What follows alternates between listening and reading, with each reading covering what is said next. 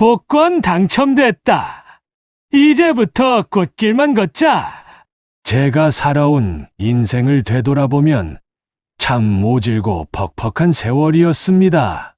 20살 무렵부터 시작한 막노동은 제 평생의 훈장이자 족쇄였고, 지독한 가난 속에서 겨우겨우 짝을 만나 가정을 꾸렸습니다. 두 아이를 키워내는 동안 제 허리는 굽고 어깨는 닳았습니다. 지금은 몸이 성치 않아 일은커녕 기초수급비로 겨우 하루하루를 버티는 처지입니다. 곰팡이 냄새가 희미하게 올라오는 이 작은 방구석에서 텔레비전을 벗삼아 소주 한 잔을 기울이는 것이 제 유일한 낙이었습니다. 그날도 여느 때와 다르지 않았습니다. 소주 한 병을 비우고 기분 좋게 취기가 올라왔을 때였습니다. 혀가 조금 꼬인 채 주머니를 뒤적여 보니 1,000원짜리 몇 장이 만져졌습니다. 이거라도 없으면 무슨 재미로 사나. 딱히 갈 곳도 살 것도 없던 터라 그냥 지나가던 복권방에 홀린 듯 들어갔습니다. 오늘은 왠지 운이 좋을 것 같다. 이 말은 살면서 단 한 번도 맞은 적이 없던 허황된 믿음이었지만 술 기운의 용기를 얻었나 봅니다. 단돈 5,000원어치 5줄을 수동으로 긁적거리며 샀습니다. 그저 10,000원이라도 당첨되어 남은 한 주 소주값이 해결되길 바라는 작은 소망뿐이었습니다. 그리고 며칠 후 저는 습관처럼 텔레비전 앞에 앉아 로또 추첨 방송을 봤습니다. 혹시나 하는 마음에 영수증처럼 구겨진 복권을 꺼내 들었지만 늘 그랬듯 제 번호는 단 하나도 일치하지 않았습니다. 에이, 역시 인생은 한 방이 없지.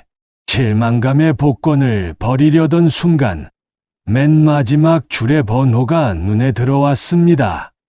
어라, 첫 번째 번호부터 마지막 번호까지 하나, 둘, 셋, 6개 모두가 추첨 번호와 똑같았습니다. 술이 확 깨는 기분이었습니다. 마치 제 심장이 멎은 것처럼 느껴졌습니다. 이게 꿈인가 생시인가? 제가 너무 늙어서 눈이 침침한 것일 수도 있겠다고 생각했습니다. 저는 돋보기를 찾아와 다시 확인하고 텔레비전 화면을 껐다 켜서 재확인했습니다. 그리고 혹시나 해서 인터넷으로 당첨 번호를 검색해봤습니다. 결과는 같았습니다. 1등. 그것도 단독 1등. 가슴이 벅차오르다 못해 터져버릴 것만 같았습니다. 평생을 가난과 싸워 이젠 지쳐 쓰러지기 직전이었는데 하늘이 저를 외면하지 않은 것만 같았습니다. 눈물이 주르륵 흘러내렸습니다. 슬픔의 눈물이 아니라 살아온 고통이 한순간에 보상받는 듯한 기쁨의 눈물이었습니다. 저는 자리에서 벌떡 일어나 그 작은 방에서 덩실덩실 춤을 추었습니다. 벽에 붙은 습기 찬 달력이나 낡은 장롱, 오래된 냄새가 배어있는 이 방의 모든 풍경이 갑자기 아름답게 느껴졌습니다. 이제 됐다. 이제는 더 이상 비굴하게 살지 않아도 된다. 그동안 제 삶은 늘 아슬아슬한 절벽 위를 걷는 것 같았습니다. 혹여나 몸이라도 아프면 당장 수입이 끊길까 두려웠고 자식들에게 짐이 될까 염려했습니다. 하지만 이제는 달라졌습니다. 이 엄청난 돈이 저에게 찾아왔습니다. 세금을 제하고도 엄청난 금액이었습니다. 이 돈이면 남은 생을 편안하게 살 수 있을 뿐만 아니라 사랑하는 우리 아이들에게도 도움을 줄 수 있을 것입니다. 가슴이 뛰어서 잠을 이룰 수가 없었습니다. 저는 낡은 휴대전화를 들고 누구에게 이 기쁜 소식을 먼저 알려야 할지 고민했습니다. 가장 먼저 떠오른 건 역시 우리 아들 그리고 딸이었습니다. 하지만 전화번호부에서 아이들의 이름을 찾기 위해 스크롤을 내리면서 제 손은 조금씩 떨리기 시작했습니다. 최근 몇 년 동안 아이들과의 대화는 손에 꼽을 정도였습니다. 아들은 결혼 후 자기 살림에 바빴고, 딸은 멋대로 일찍 결혼해 아예 연락조차 뜸했습니다. 명절이나 제삿날에만 형식적으로 안부를 주고받는 사이가 되어버렸죠. 저도 아이들이 저를 귀찮아할까봐 먼저 연락하는 것을 조심스러워했습니다. 하지만 이 소식만큼은 달랐습니다. 그들의 삶도 조금이나마 편안해지기를 바라는 아버지의 마음이었습니다. 그래. 이 좋은 소식을 나 혼자 알고 있으면 뭐하나. 다 내 자식들인데. 이 돈으로 그 녀석들이 조금이라도 웃을 수 있다면 그걸로 된 거지. 저는 용기를 내어 먼저 아들에게 전화를 걸었습니다. 잠시 후 그리운 목소리가 들려왔습니다. 아버지? 웬일이세요? 이 시간에. 역시 걱정보다는 귀찮다는 듯한 목소리구나. 아들아, 아빠가 아주 기가 막힌 일이 생겨서 전화를 했다. 아들은 처음에는 건성으로 대답했습니다. 제가 또 몸이 아프거나 돈 문제가 생긴 건 아닌가 하는 걱정과 짜증이 섞인 목소리였습니다. 무슨 일인데요? 몸이라도 안 좋으세요? 병원 가셔야 하는 거 아니에요? 아니야. 그런 걱정 말고. 아빠가 로또 1등에 당첨됐다. 잠시 동안 수화기 너머로 정적이 흘렀습니다. 그리고 곧 아들의 목소리가 완전히 바뀌었습니다. 네? 1등요? 아버지, 지금 술 드셨어요? 제대로 말씀해보세요. 술 안 마셨다. 이 아들아, 당첨금이 얼마인 줄 아냐? 수십억이다, 수십억. 이제 우리 가족 다 살았다. 소리는 흥분과 경악으로 뒤섞여 있었습니다. 이어서 딸에게도 전화를 걸었습니다. 딸은 거의 제 목소리를 잊어버린 것처럼 무뚝뚝하게 받았습니다. 제가 로또 당첨 소식을 전하자 딸은 처음에는 믿지 않다가 당첨금 액수를 듣고는 소리를 질렀습니다. 진짜로요? 아빠, 농담 아니죠? 와, 세상에. 그렇게 며칠 동안 저는 말 그대로 꿈 같은 시간을 보냈습니다. 복권을 들고 은행에 가는 길은 태어나서 처음 밟아보는 꽃길 같았습니다. 낡은 옷을 입고 은행 문을 들어섰지만 제 마음속은 왕이라도 된 듯 당당했습니다. 모든 절차를 마치고 통장에 찍힌 엄청난 숫자를 보았을 때 저는 다시 한번 벅찬 감동을 느꼈습니다. 이제 정말 현실이 되었습니다. 이 모든 것이 제 것이었습니다. 그리고 저는 이제 이 기쁨을 아이들과 함께 나누는 일만 남았습니다. 평생을 고생만 시킨 아이들에게 아버지로서 처음으로 제대로 된 선물을 줄 수 있게 된 것입니다. 은행에서 당첨금을 수령하고 돌아온 바로 다음 날, 이른 아침부터 제 낡은 현관문이 요란하게 두드려졌습니다. 저는 문을 열자마자 깜짝 놀랐습니다. 아들과 딸은 물론이고 며느리와 사위까지 4명이 한꺼번에 제 작은 방 앞에 서 있었습니다.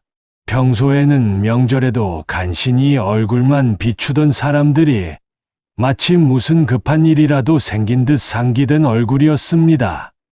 아버지, 저희 어제 밤새 한숨도 못 잤어요. 복권은 안전하게 수령하셨죠? 괜찮으세요? 아빠, 걱정돼서 저희 다 같이 왔어요. 혼자 계시면 혹시라도 무슨 일 생길까봐 제가 며칠 동안 여기서 아버지 옆에 붙어 있을게요. 그들의 모습은 너무나 낯설었습니다. 예전 같으면 낡은 방에 들어오는 것조차 꺼리던 사람들이 지금은 누가 더 정성을 쏟는지 경쟁이라도 하는 듯 했습니다. 다른 큼직한 캐리어를 들고 왔는데 안에는 각종 영양제와 고급 반찬, 그리고 깨끗한 새 옷가지들이 가득했습니다. 아들 내외는 당장 청소도구부터 꺼내더니 낡은 방 구석구석을 닦아내기 시작했습니다. 아유, 아버지는 왜 이렇게 청소도 안 하시고 사세요? 제가 오늘은 연차 냈어요. 오늘부터 제가 아버지 주치의나 마찬가지예요. 맞아요, 아버지. 저도 당분간 시댁에 몸이 안 좋다고 하고 나왔어요. 여기서 아버지 건강부터 챙겨드려야죠. 그들은 그들의 말대로 저를 극진히 모셨습니다. 난생 처음 먹어보는 비싼 한우가 제 밥상에 올랐고 며느리는 제 굽은 허리를 주무르며 안마를 해주었습니다. 사위는 묵묵히 낡은 보일러와 전기장치를 손보고 있었습니다. 이게 꿈이 아니구나. 이 돈의 힘이 이렇게 대단하구나. 저는 그들의 변한 태도를 보면서 씁쓸하면서도 한편으로는 묘한 기분을 느꼈습니다. 평생을 바쳐도 얻지 못했던 자식들의 관심과 극진한 친절을 이 종이 한 장이 단숨에 가져다 주었습니다. 그들의 행동이 아무리 노골적이라도 그 따뜻한 관심이 외로웠던 제 가슴을 잠시나마 채워주는 것 같았습니다. 하지만 동시에 그들의 눈빛 속에 감춰진 조급함과 계산적인 속셈이 느껴져 가슴 한구석이 서늘하게 식는 것도 같았습니다. 아버지, 이제 당첨금은 어디에 두셨어요? 은행에 다 넣어두신 거죠? 아버지, 요즘 세상이 흉흉해요. 제가 아는 증권사 직원이 있는데 그쪽에 맡겨두시면 안전하고 수익도 높을 거예요. 제가 다 알아볼게요. 그들의 대화는 온통 돈과 관리에 집중되어 있었습니다.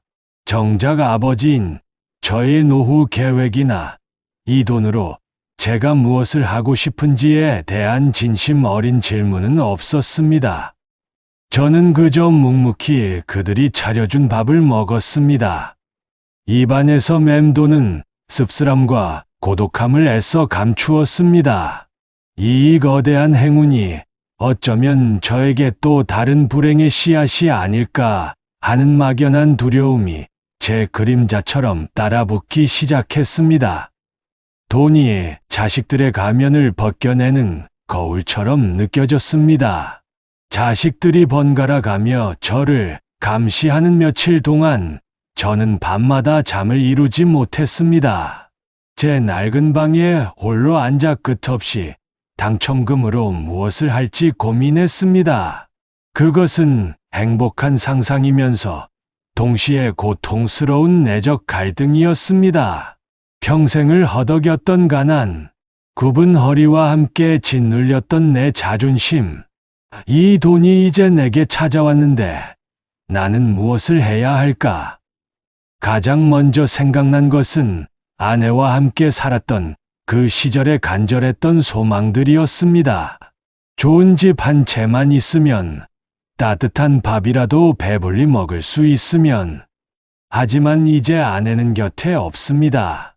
나 혼자 남은 이에게 이 많은 돈이 무슨 소용이 있을까요? 저는 제 몸을 치료하고 싶다는 현실적인 생각을 잠시 했습니다. 평생 고생하며 망가진 몸을 이제라도 제대로 돌봐야 자식들에게 짐이 되지 않을 테니까요.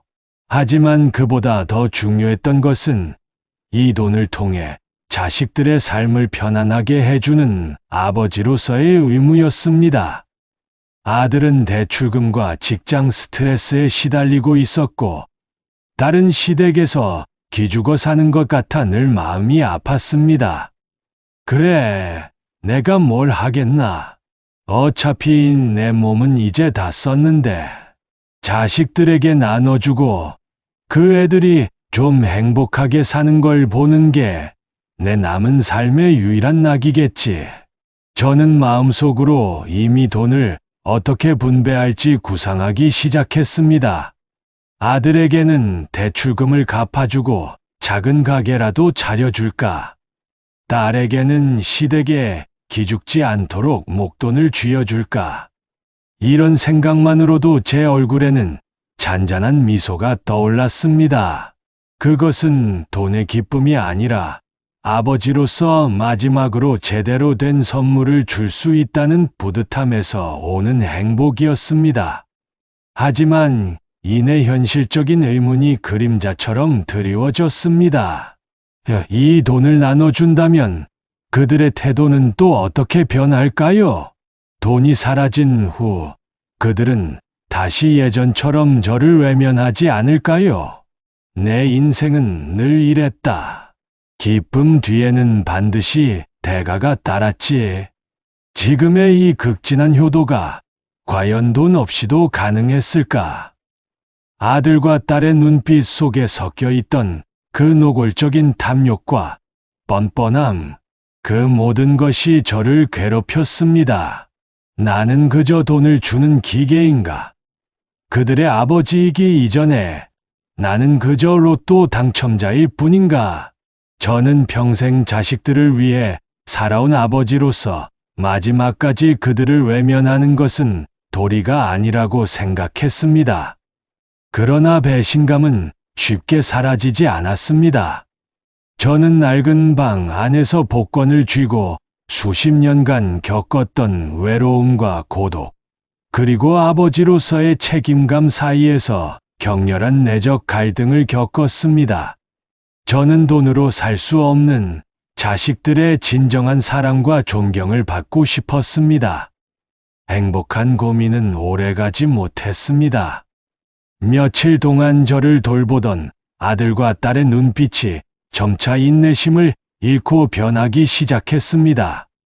더 이상 아버지 건강이라는 말은 덧붙이지 않았고 그들의 대화는 오직 당첨금 수령과 분배 방식에만 초점이 맞춰졌습니다. 어느 날 저녁 며느리와 사위가 잠시 자리를 비운 사이 아들과 딸이 저를 마주 보고 앉았습니다. 낡은 방 안은 팽팽한 긴장감으로 가득 찼습니다. 아들이 뜸을 들이더니 마침내 조심스럽게 입을 열었습니다.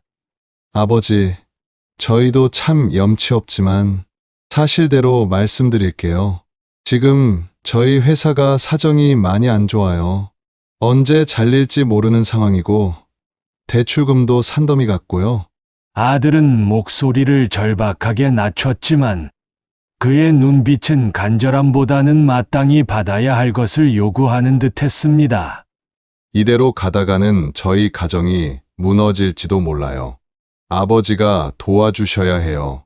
딸은 아들의 말에 고개를 끄덕이며 거들었습니다. 맞아요, 아버지. 저는 시댁 눈치 보면서 사는 것도 이제 지긋지긋해요.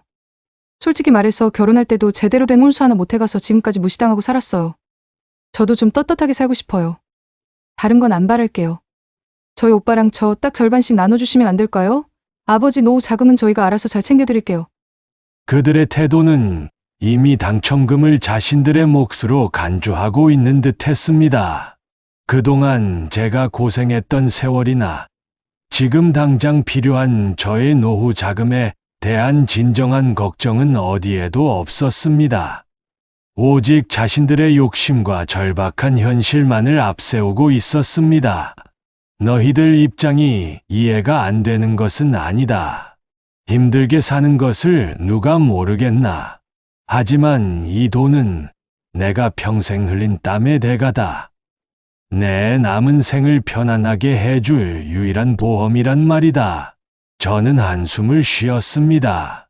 너희들 사정이 힘든 것은 안다. 하지만 이 돈은 아버지가 평생 고생하고 술 한 잔 기울인 대가로 하늘에서 내려준 돈이다. 나도 이제 이 돈으로 좀 편히 쉬고 싶은 마음이 있다. 너희들에게 당연히 줄 생각이지만 지금 당장 전부 다 달라고 하는 것은 좀 너무하지 않니? 아버지, 그게 무슨 말씀이세요? 저희가 전부 달라는 게 아니잖아요. 당연히 저희 몫이 있어야 하는 거 아니에요?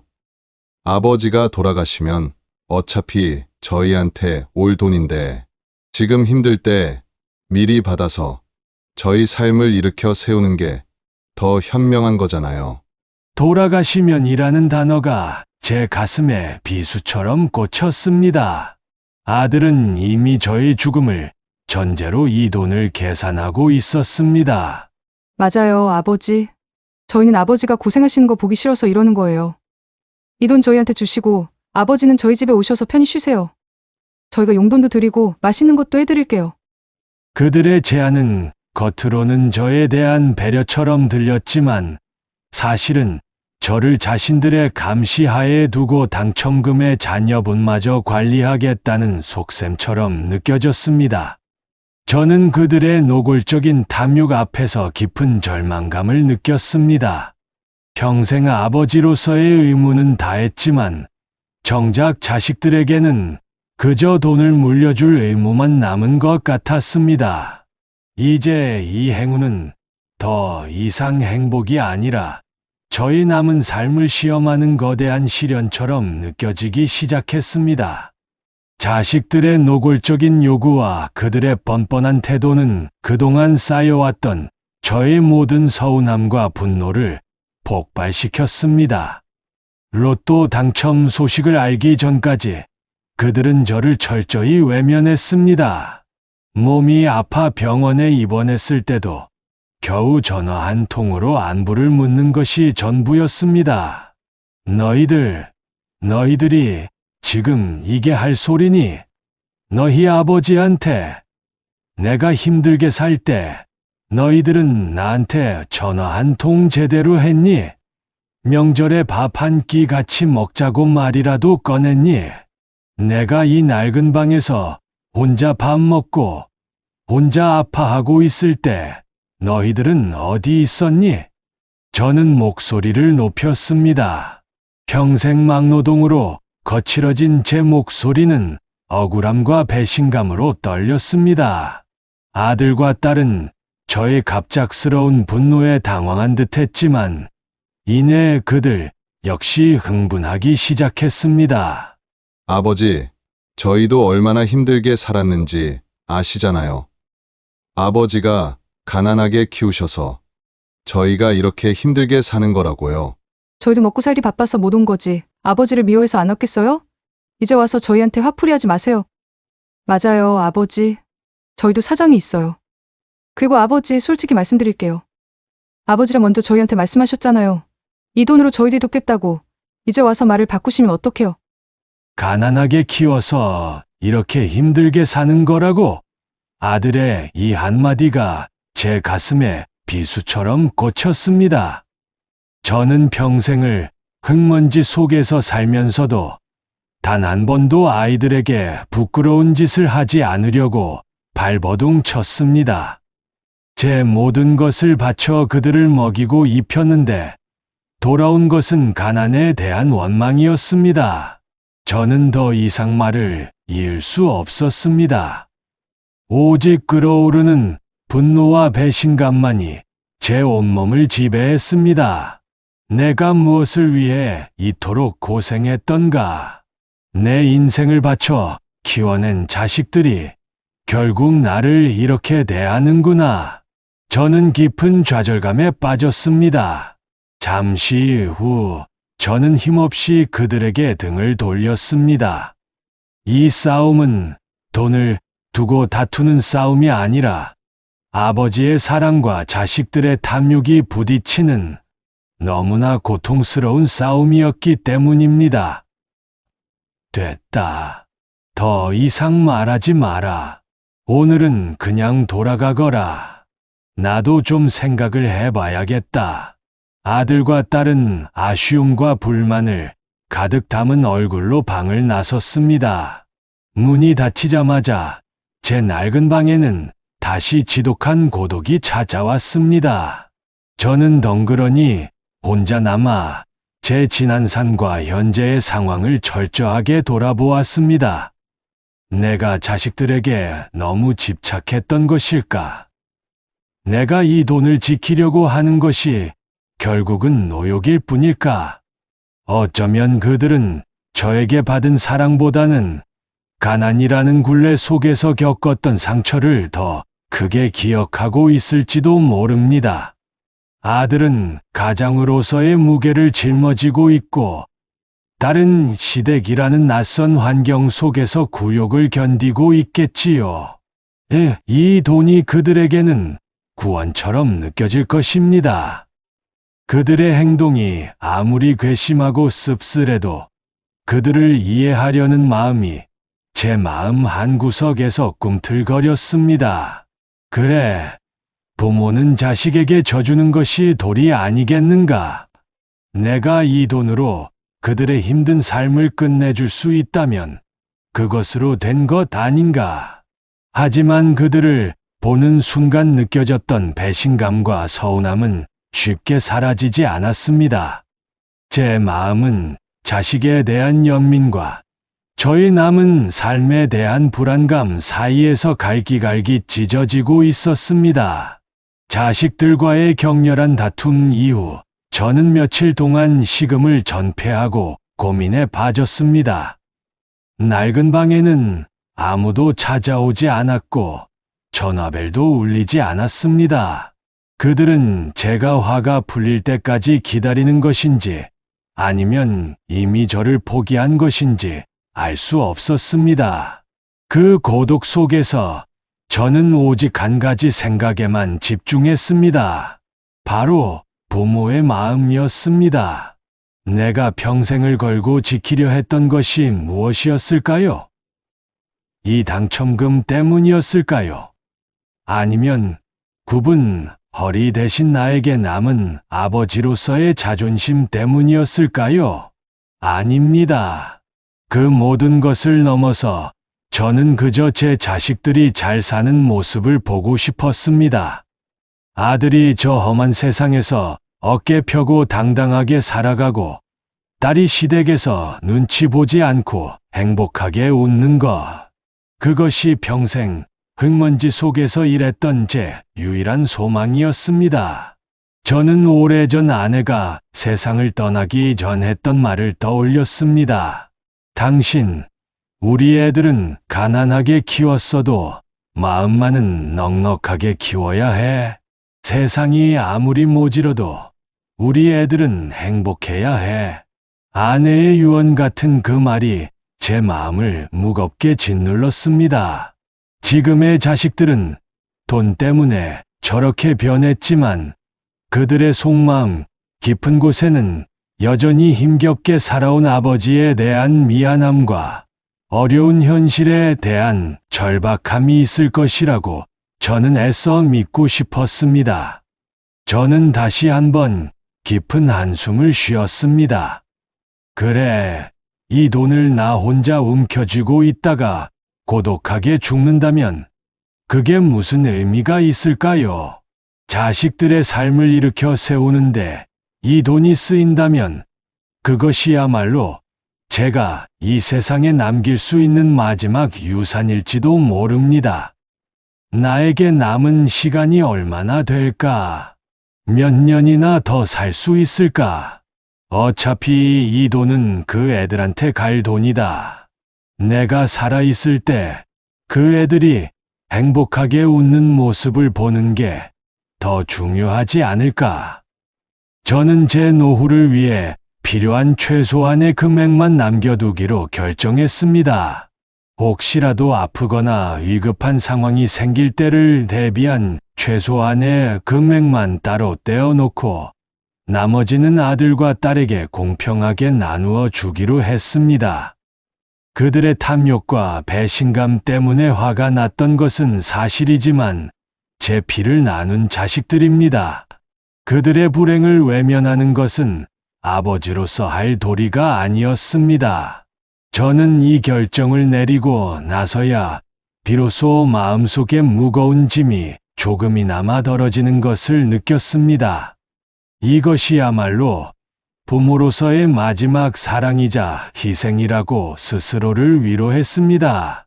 다만 이 엄청난 돈이 그들의 삶을 정말 행복하게 만들어 줄 수 있을지에 대한 의무는 여전히 남아 있었습니다. 하지만 일단 저는 제 마음속에서 가장 어려운 싸움, 즉 돈보다 사랑을 선택하는 싸움에서는 승리했다고 생각했습니다.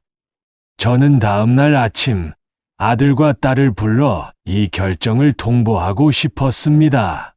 그들이 이 소식을 듣고 진심으로 감사하며 저를 안아주기를 저는 마지막 희망을 걸고 기대했습니다.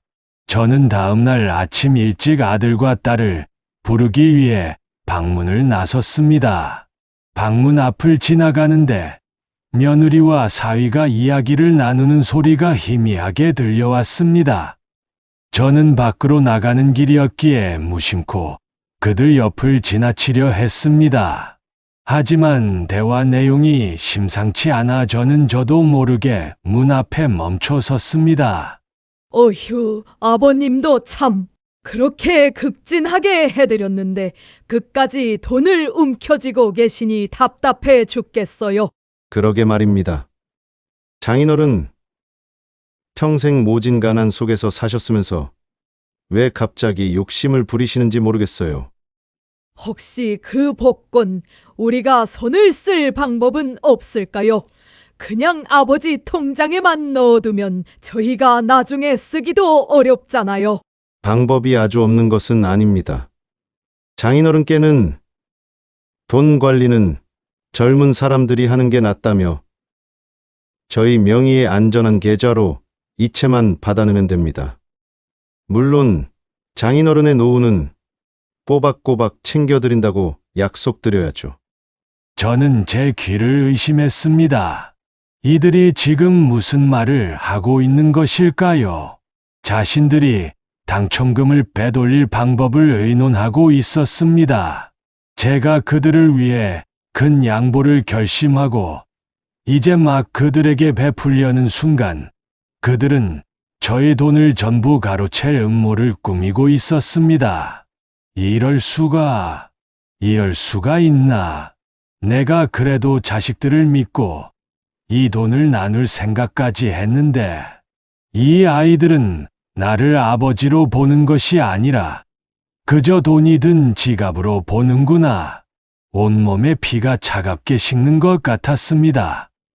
제가 며칠 동안 밤잠을 설치며 고민했던 부모의 마음이 한순간에 산산조각 났습니다. 그들의 대화는 계속 이어졌습니다. 일단 절반은 저희 명의로 옮겨놓고 나머지 절반은 딸내 명의로 옮겨놓으면 나중에 아버님이 마음을 바꿔도 소용없잖아요. 어차피 쓰실 일도 없을 텐데요. 맞아요. 그게 가장 확실한 방법입니다. 문제는 장인어른을 어떻게 설득하느냐인데 역시 딸이 가서 눈물작전 쓰는 게 제일 잘 통할 겁니다. 그들의 대화 속에는 저에 대한 연민이나 존경심은 단 한 조각도 없었습니다. 오직 잔인하고 계산적인 탐욕만이 가득했습니다. 저는 그 자리에 서서 몸이 굳어버린 채 한동안 숨조차 쉴 수 없었습니다. 배신감은 제가 평생 겪었던 모든 가난의 고통보다 더 크고 날카롭게 제 심장을 찔렀습니다. 저는 결국 그들 몰래 조용히 다시 방으로 돌아왔습니다. 심장이 터질 것처럼 뛰고 있었고 손은 분노로 부들부들 떨렸습니다. 나는 그동안 무엇을 믿었던가? 내가 사랑으로 키웠다고 믿었던 자식들이 사실은 나를 기만하고 나를 이용하려 했다니. 나는 이들에게 돈을 줄 자격도 사랑을 받을 자격도 없는 존재였구나. 제 머릿속은 복잡한 생각으로 가득 찼던 며칠 전과는 달랐습니다. 이제는 아무런 복잡한 생각도 고민도 남아있지 않았습니다. 오직 차갑고 단호한 결심만이 남았습니다. 저는 더 이상 부모의 정으로 그들을 용서하고 싶지 않았습니다. 그들에게는 돈이 아닌 이 현실을 직시하게 할 냉정한 심판이 필요했습니다. 저는 복권을 금고 깊숙한 곳에 다시 한번 넣어두고 굳은 결의를 다졌습니다. 이제 이 돈은 저를 위한, 그리고 저의 마지막 자존심을 지키기 위한 방패가 될 것입니다.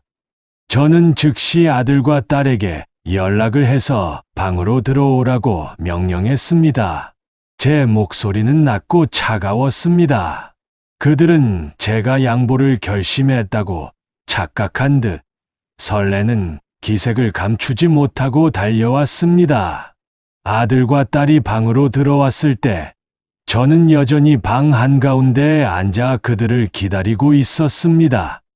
저는 그들을 똑바로 바라보았습니다. 앉아라. 제 분위기가 평소와 다르다는 것을 감지했는지 그들은 잠시 움츠러들었지만 이내 기대감 섞인 얼굴로 제 앞에 앉았습니다. 아버지, 이제 마음 푸셨어요? 저희가 철이 없었죠. 죄송해요. 맞아요, 아버지. 오빠랑 제가 어제 밤새도록 후회했어요. 아버지가 얼마나 힘드셨을까 생각했어요. 그들의 사과는 제 귀에 들어오지 않았습니다. 이미 그들의 관계를 엿들었기 때문입니다. 그들의 사과가 얼마나 계산적인지 알았기에 저는 조금의 미동도 없이 차갑게 입을 열었습니다. 너희들 방금 며느리와 사위랑 무슨 이야기를 했는지 아느냐? 제 질문에 아들과 딸은 당황하며 서로를 쳐다보았습니다. 그들의 얼굴에서 핏기가 싹 사라지는 것을 저는 보았습니다. 네. 저희가 무슨 이야기를 했다는 거죠? 그냥 아버지 안부 여쭤봤어요. 아빠, 왜 그러세요? 저 오해가 있었나 봐요. 오해. 그래, 오해였으면 좋겠다. 하지만 내 귀로 똑똑히 들었다. 이 돈을 어떻게 나에게서 빼돌릴지, 어떻게 하면 내가 모르는 사이에 너희들 명의로 모두 옮겨 놓을 수 있을지를 의논하는 소리를. 방 안은 순식간에 정적에 휩싸였습니다. 그들의 얼굴은 창백해졌고 눈빛은 불안과 분노로 뒤섞였습니다. 변명할 기회조차 주지 않고 저는 단호하게 결론을 내렸습니다. 내 평생 너희들을 위해 뼈 빠지게 일했고 이 돈이 생겼을 때도 너희들의 행복이 먼저였다. 나는 최소한의 금액만 남기고 이 당첨금의 대부분을 너희들에게 나누어 주려고 결심했다. 저는 잠시 말을 끊고 그들의 눈을 바라보았습니다. 이제 그들은 고개를 들지 못하고 바닥만 쳐다보고 있었습니다. 하지만 이제 아니다. 너희들이 나를 아버지로 대하는 것이 아니라 그저 돈을 가진 노인으로 대한다는 것을 알았다. 너희들의 탐욕이, 너희들의 진심이 무엇인지를 똑똑히 알았다. 제 목소리는 떨리지 않았습니다. 오히려 그 어느 때보다 단단하고 냉정했습니다.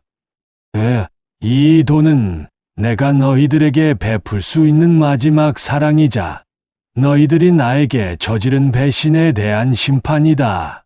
나는 이 당첨금을 너희들에게 단 한 푼도 나누어 주지 않을 것이다. 너희들에게는 이 돈을 받을 자격이 없다. 당장 이 집에서 나가거라. 아들은 충격과 분노로 고개를 들었고 딸은 울먹이기 시작했습니다.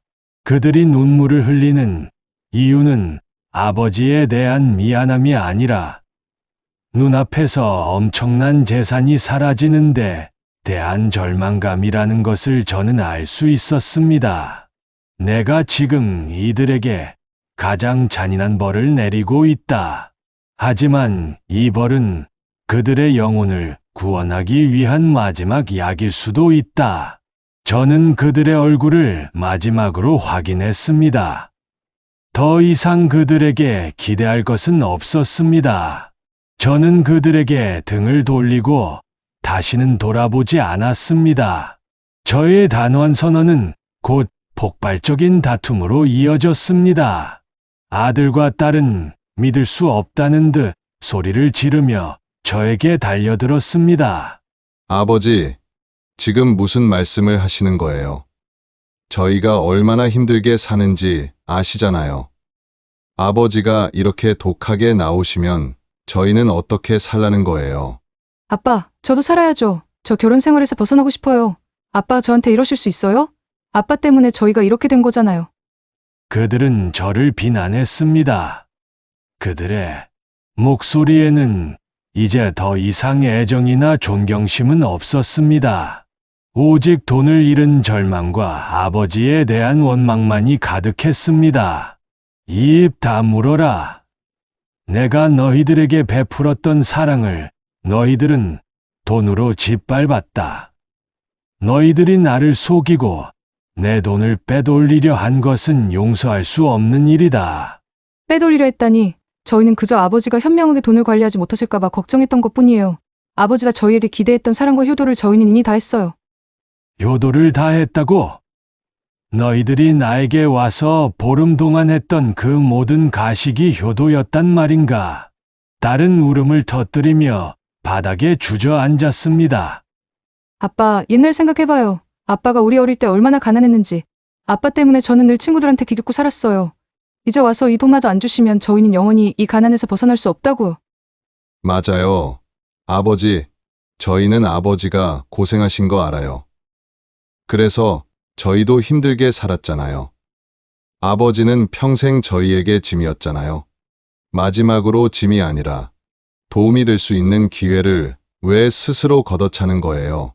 짐이라는 단어가 다시 한번 제 가슴을 산산조각 냈습니다.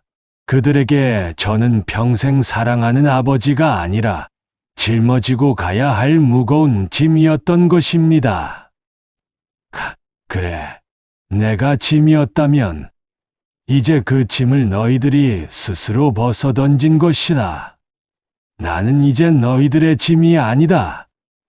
내 돈은 내 돈이다. 너희들의 탐욕을 채우기 위해 있는 돈이 아니야. 아버지는 왜 이렇게 독하세요? 저희가 힘들어서 그런 거잖아요. 지금이라도 당장 은행에 가서 돈을 나누지 않으면 저희는 다시는 아버지 안 볼 거예요. 그래, 안 봐도 좋다. 너희들이 나를 돈으로만 보는데 차라리 돈이 없는 아버지로 남는 것이 낫다. 나는 너희들에게 돈 때문에 굽실거리는 아버지가 되고 싶지 않다. 말싸움은 한참 동안 격렬하게 이어졌습니다. 그들은 저를 비난하고 원망하고 심지어는 저의 지난 삶까지 깎아내렸습니다. 저는 그들의 모든 독서를 묵묵히 받아냈습니다. 이 모든 것이 내가 평생 짊어지고 살아야 할 십자가다. 돈이 나에게 준 것은 결국 이 지독한 고독과 절연이구나. 저는 마침내 지친 목소리로 그들을 향해 마지막 말을 내뱉었습니다. 이제 그만 나가거라. 나는 너희들에게 줄 돈이 없다. 다시는 이 일로 나를 찾아오지 마라. 아들은 분을 참지 못하고 주먹으로 벽을 치고 딸은 엉엉 울면서 방을 나섰습니다. 문이 쾅 닫히는 소리와 함께 제 작은 방에는 다시 지독한 침묵이 찾아왔습니다. 자식들과의 싸움 후 저는 완전히 탈진했습니다. 몸의 피로보다 마음의 상처가 훨씬 더 깊었습니다. 제 낡은 침대에 털썩 주저앉아 저는 한동안 움직일 수 없었습니다. 눈물조차 나오지 않았습니다. 이미 너무 많은 눈물을 흘린 것 같았습니다. 나는 이겼는가? 돈을 지켰으니 이긴 것인가? 아니, 나는 모든 것을 잃었다. 내 가족, 내 사랑, 그리고 내가 믿었던 모든 것을. 텅 빈 방 안에는 저의 거친 숨소리만이 울려 퍼졌습니다. 창밖은 이미 깊은 밤이었습니다. 온 세상이 저를 외면하고 있는 것 같았습니다. 그들이 짐이라고 했던 그 말이 계속해서 제 귓가를 맴돌았습니다. 저는 평생 자식들을 위해 헌신했지만 그들에게는 결국 가난과 짐이라는 두 단어만 남긴 아버지였던 것입니다. 이 엄청난 돈이 저에게 찾아온 행운이 아니라 저의 남은 삶을 파괴하기 위해 내려온 저주가 아닐까 하는 생각마저 들었습니다. 돈이 있기 전에는 무관심 속에 평화라도 있었지만 이제는 증오와 배신만이 남았습니다. 저는 외로움에 몸을 떨었습니다. 로또 당첨금은 수십억이었지만 그 돈으로 살 수 없는 단 한 가지가 있었습니다. 그것은 바로 가족의 따뜻한 정이었습니다. 나의 남은 생은 어떻게 될까? 이 돈을 지키면서 홀로 살아야 하는 것인가? 아니면 이 돈을 뿌리치고 그들을 다시 안아야 하는 것인가? 하지만 저는 이미 그들의 진심을 보았습니다. 그들이 돈을 빼돌리려 했던 그 잔인한 계획을 들은 이상 다시 그들을 믿고 안아줄 용기가 나지 않았습니다. 저의 마음은 유리 조각처럼 날카롭게 깨져 있었습니다. 저는 복권이 안전하게 숨겨져 있는 금고를 바라보았습니다. 이제 그 돈은 저에게 기쁨이 아니라 저를 고립시키는 벽이었습니다. 저는 일어나 방 안을 서성였습니다. 아내가 살아 있었다면 저에게 어떤 조언을 해줬을까요? 분명 아내는 제가 자식들에게 돈을 주라고 했을 것입니다. 하지만 아내는 자식들의 그 잔인한 속삭임을 듣지 못했습니다. 저는 이제 이 세상에 홀로 남겨진 듯한 슬픔에 잠겼습니다. 돈을 잃은 자식들의 분노, 그리고 그들을 이해하지 못하는 아버지의 외로움. 이 모든 고독과 슬픔이 제 어깨를 무겁게 짓눌렀습니다. 이제 저의 노후는 물질적으로는 풍요로울지 모르지만 정신적으로는 평생 가장 가난하고 외로운 시기가 될 것 같았습니다. 자식들과의 다툼 이후 몇 달이라는 시간이 흘렀습니다. 그동안 그들은 단 한 번도 저에게 연락하지 않았습니다. 저는 그들의 무관심이 이미 익숙했지만 이번에는 달랐습니다. 이번의 침묵은 이전의 무관심이 아니라 돈을 잃은 분노에서 비롯된 냉정한 절연이었습니다. 어느덧 저의 생일이 다가왔습니다. 평소 같으면 아무 의미 없이 지나갔을 날이지만 올해는 유난히 외로웠습니다. 저는 생일 아침에도 낡은 방에서 혼자 미역국을 끓여 먹었습니다. 초인종 소리가 들렸을 때 저는 깜짝 놀랐습니다. 문을 열어보니 아들이 서 있었습니다. 아들의 얼굴은 많이 수척해져 있었습니다. 옷차림도 예전처럼 단정하지 못했고 눈빛에는 깊은 피로가 묻어 있었습니다. 아들, 아버지 생신 축하드려요. 제가 케이크 하나 사왔어요. 저는 아들을 방으로 들이지 않고 현관 앞에서 마주 섰습니다. 공기는 냉랭했습니다. 몇 달 만에 마주한 부자 사이에는 어색하고 무거운 침묵만이 흘렀습니다. 웬일이냐?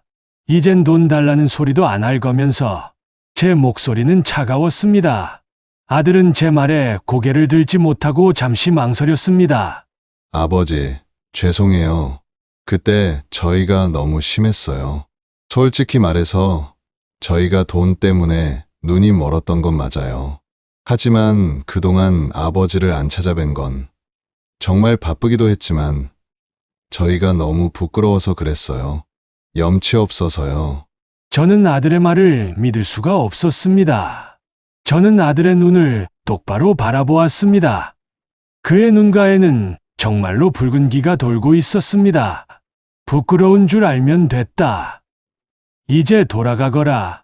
나는 너희들이 나에게 와서 사과하는 것을 보고 싶었던 것이 아니다. 너희들이 이 돈 없이도 잘 사는 모습을 보고 싶었을 뿐이다. 아들은 제 말에 깊은 한숨을 쉬었습니다. 그리고는 눈물을 훔치며 제 손을 잡았습니다. 아들, 아버지, 제가 드릴 말씀이 없어요. 제가 그동안 가장으로서, 아들로서 아버지 못 챙겨드린 거 죄송해요. 저희가 철이 없었어요. 다시는 아버지한테 돈 이야기 안 할게요. 그는 그렇게 짧은 사과와 눈물을 흘리고는 제가 건네는 말조차 제대로 듣지 않고 황급히 뒤돌아 떠났습니다. 마치 무언가에 쫓기는 사람처럼 보였습니다. 저는 텅 빈 현관을 바라보며 섰습니다. 아들의 눈물은 진심이었을까요? 아니면 또 다른 계산이 숨겨진 연극이었을까요? 그 녀석의 눈물이 진심이었다면 나는 이 돈 때문에 그토록 소중한 순간을 외면한 것일지도 모른다. 하지만 마음 한구석에서는 여전히 의심의 목소리가 들려왔습니다. 아니, 저 눈물은 또 다른 작전일지도 모른다. 이제 돈을 빼돌릴 방법이 없으니 감정에 호소하려는 것일 수도 있다. 저는 혼란스러웠습니다. 아들의 눈물 때문에 제 마음에 단단했던 벽이 조금씩 흔들리는 것을 느꼈습니다. 아들이 다녀간 후 제 마음은 더욱 복잡하고 괴로워졌습니다. 그의 눈물이 계속해서 제 머릿속을 떠나지 않았습니다. 그것이 진심이었을까? 정말로 미안해서 아버지에게 소홀했던 지난날을 후회하며 흘린 눈물이었을까? 하지만 저는 이미 큰 배신감을 경험했습니다. 저의 마음은 마치 겨울의 강물처럼 단단하게 얼어붙어 있었습니다. 작은 물방울 하나에도 쉽게 깨지거나 녹아내릴 것 같지 않았습니다. 저는 아들의 눈물이 계산된 연극일 가능성을 계속해서 되뇌었습니다. 어쩌면 아들은 돈을 나누어 받기 위한 마지막 수단으로 감정적인 작전을 썼을지도 모른다고 생각했습니다. 나는 이제 사람을 믿을 수가 없다. 특히 돈과 관련된 일이라면 내 피를 나눈 자식들조차 믿을 수가 없다. 그것은 너무나 고통스러운 자각이었습니다. 아버지가 자식을 끝까지 의심해야 하는 이 현실 자체가 로또 당첨금이 가져온 가장 잔인한 형벌이었습니다. 저는 며칠 동안 그가 두고 간 작은 케이크를 바라보았습니다. 케이크는 먹지도 않고 그대로 두었습니다. 아들이 가져다 준 케이크가 며칠 전 그들이 돈을 빼돌리려 했던 그 잔인한 속삭임과 충돌하며 저를 괴롭혔습니다. 만약 제가 이 돈을 준다면 그들은 잠시 행복해지겠지만 그들의 탐욕은 결국 그들 자신을 파괴할 것입니다. 하지만 돈을 주지 않는다면 저는 평생 외로운 노년을 보내야 할 것이고 자식들은 영원히 아버지를 원망하며 살게 될 것입니다. 저는 이 돈이 가져다준 고독과 함께 살아야 한다는 것을 깨달았습니다. 이제 이 돈은 저에게 행복의 상징이 아니라 고독의 증거였습니다. 나는 아버지가 되는 법은 배웠지만 아버지가 아닌 나 자신으로 사는 법은 배우지 못했다. 내가 이 돈을 지키는 것이 그들의 행복을 지켜주는 것일까? 아니면 나 자신을 지키는 것일까? 제 마음 한쪽은 여전히 얼어붙은 기분이었습니다. 아들의 눈물에도 불구하고 그 단단한 얼음은 녹지 않았습니다. 저는 돈을 지키고 싶었습니다. 돈으로 인해 생긴 상처와 외로움을 결국 돈으로 채우려 하는 저 자신이 한심하게 느껴지기도 했습니다. 하지만 저는 결정을 내려야 했습니다. 자식들을 영원히 외면할 것인가, 아니면 그들의 탐욕까지도 부모의 사랑으로 덮어줄 것인가. 긴긴 밤을 지새우며 저는 제가 평생 동안 지켜왔던 아버지로서의 도리와 인간으로서의 자존심 사이에서 마지막 줄다리기를 했습니다. 저는 깊은 생각 끝에 마침내 결론을 내렸습니다. 그 결론은 돈에 대한 것이 아니었고 자식들의 탐욕에 대한 심판도 아니었습니다. 그것은 저의 지난 삶과 부모로서의 마지막 역할에 대한 결론이었습니다. 그래, 나는 아버지다. 그들이 나에게 어떤 상처를 주었든, 그들이 나를 어떻게 대하든 나는 그들의 아버지다. 자식들이 돈을 빼돌리려 했던 그 행위는 용서받을 수 없는 배신이었지만 저는 그들의 행동 뒤에 숨겨진 절박한 현실을 외면할 수 없었습니다. 그들이 가난의 굴레에서 벗어나고 싶어 했던 그 절박함만큼은 제가 평생 겪었던 고통과 다르지 않았습니다. 저는 결국 모든 것을 내려놓았습니다. 상처와 의심, 그리고 배신감까지도. 부모의 사랑은 자식의 불효까지도 감싸 안는 것이라는 결론에 도달했습니다. 저는 아들과 딸에게 다시 한번 연락했습니다. 이제 제 목소리는 분노나 냉정함이 아니라 깊은 체념과 단단함이 섞여 있었습니다. 너희들 마지막으로 아버지를 보러 오너라. 그들이 집에 왔을 때 저는 이미 모든 준비를 마친 상태였습니다. 저는 은행에서 필요한 절차를 밟아 돈을 분배할 준비를 해놓았습니다. 저는 그들을 마주 보고 앉았습니다. 나는 너희들이 나에게 저지른 배신을 잊지 않았다. 너희들이 돈 때문에 나를 어떻게 대했는지, 너희들의 속마음이 어땠는지 나는 평생 잊지 않을 것이다. 아들과 딸은 고개를 들지 못했습니다. 그들의 얼굴은 죄책감으로 어두워져 있었습니다. 하지만 나는 너희들의 아버지다. 내가 너희들의 삶을 일으켜 세울 수 있는 이 기회를 내 감정 때문에 걷어차고 싶지는 않다. 나는 내 노후를 위해 필요한 최소한의 금액만 남길 것이다. 나머지 금액은 너희들에게 공평하게 나누어 주겠다. 그들의 눈이 놀라움과 함께 커졌습니다. 그들은 이 상황을 도저히 이해하지 못하는 것 같았습니다. 예, 이 돈은 너희들에게 주는 마지막 선물이다. 이 돈을 받고 너희들의 삶을 제대로 일으켜 세워라. 그리고 명심해라. 예, 이 돈은 너희들의 탐욕을 위한 것이 아니라 너희들의 행복을 위한 것이다. 저는 담담하게 모든 절차를 진행했습니다. 아들과 딸은 저에게 고맙다는 말조차 제대로 하지 못했습니다. 그저 떨리는 목소리로 감사하다는 말만 반복했습니다. 저는 그들의 얼굴에서 기쁨보다는 죄책감과 당혹스러움을 보았습니다. 어쩌면 그들이 저에게 진정한 미안함을 느꼈던 것은 이 돈을 받았던 그 순간이었는지도 모릅니다. 그들은 저에게 마지막 인사를 하고 집을 나섰습니다. 문이 닫히자 제 낡은 방에는 다시 침묵이 찾아왔습니다. 하지만 이번의 침묵은 이전의 고독이나 슬픔과는 달랐습니다. 그것은 모든 것을 내려놓은 후 찾아오는 평온함이었습니다. 자식들에게 돈을 나누어 준 후 저는 비로소 평화로운 노년을 맞이했습니다.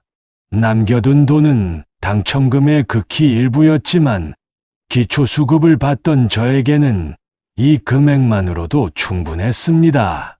저는 낡은 방을 떠나 작은 전셋집을 얻었습니다. 햇살이 잘 들어오는 깨끗한 방에서 저는 아내가 살아있을 때 자주 해주던 음식을 혼자 만들어 먹었습니다. 자식들은 이후 가끔씩 저에게 연락을 해왔습니다. 예전처럼 극진한 효도를 하지는 않았지만 그들의 목소리에는 이전에 없던 진심이 담겨 있었습니다. 그들은 이제 돈을 요구하지 않았고 그저 안부를 물었습니다. 저는 따뜻한 방에서 아들과 딸의 어릴 적 모습을 자주 떠올렸습니다. 막노동을 마치고 집에 돌아왔을 때 흙투성이인 저에게 달려와 안기던 아이들의 모습, 아내가 끓여준 된장찌개를 셋이서 머리를 맞대고 먹던 그 평범했던 순간들. 내 인생은 가난했지만 그 시절은 행복했다. 돈이 없었어도 우리는 서로 사랑하고 믿었다. 돈은 가족에게 시련을 주었지만 결국 저는 그 시련을 통해 제가 지켜야 할 진정한 가치가 무엇인지 깨달았습니다. 그것은 돈이 아니라 부모로서의 무조건적인 사랑이었습니다. 저는 남은 여생을 자식들의 눈치를 보지 않고 제 마음대로 살았습니다. 그 돈으로 작은 취미를 만들었고 몸이 아플 때 부담 없이 병원에 갈 수 있었습니다. 저는 창밖을 바라보았습니다. 평생 흙먼지를 털어내며 살았지만 이제는 깨끗하고 소박한 노후를 보내고 있습니다. 로또 1등 당첨금은 저에게 엄청난 시련과 고독을 주었지만 결국 그 돈은 저를 가난에서 해방시키고 진정한 부모의 사랑을 실천하게 해준 마지막 기회였습니다. 저는 오늘도 따뜻한 햇살 아래 앉아 제 삶의 모든 순간에 감사하며 평온하게 하루를 마무리합니다.